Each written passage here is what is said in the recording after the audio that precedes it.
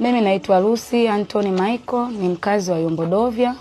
Ni mmoja wapo ambaye nilienda katika ubalozi wa Vatican katika kupeleka barua ya maoni kwa ajili ya viongozi wetu wa dini. Lakini baada ya kwenda katika ubalozi wa Vatican, baada ya hapo nilianza kupokea simu za vitisho kwa watu wengine nikiwa na wafahamu na wengine siwafahamu. Namba zilikuwa nyingi zinapigwa. Baada ya hapo siku ya Jumatano tarehe 6 natoka nyumbani kwangu, nilivamiwa na watu 4 ambao siwafahamu na kunishambulia kama hivi mnavyoniona.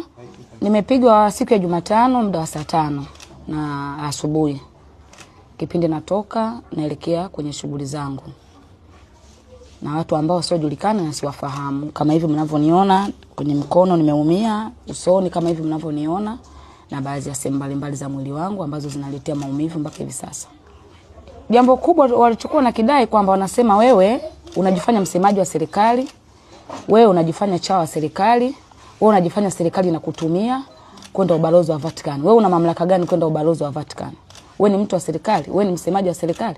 Kama kuna viongozi wanaongea lugha ambazo hazipendezi kiimani yao, wewe ni msemaji wa kanisa mpaka uende huko. Ndio maneno ambayo alikuwa anayatamka hayo. Nilivyotokewa na matatizo hayo, nilienda kuripoti kituo cha polisi cha Makangalawe ili nishachukua labi, na mpaka hivi sasa naomba nisaidiwe kwa ajili ya usalama wangu, serikali inisaidie kwa ajili ya usalama wangu. Lakini mpaka hivi sasa hali yangu ya kiusalama naona ipo chini, na mimi kiangalia na familia naishi.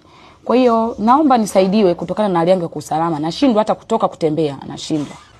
Kwa sasa hivi familia yangu inaishi kwa wakati mgumu sana, kwa sababu hata wenyewe naona kama wananilaumu kwa kile nilichokifanya, labda kwa sababu maisha wanayepitia na wao wanaogopa hata kutoka nje, wanaogopa hata kutembea mtaani, wanahisi na wao hivyo vitisho wanavyopewa mimi, wanahisi mama yao muda wote na saa yote naweza nikauawa kama watu walivyokuwa wanazungumza.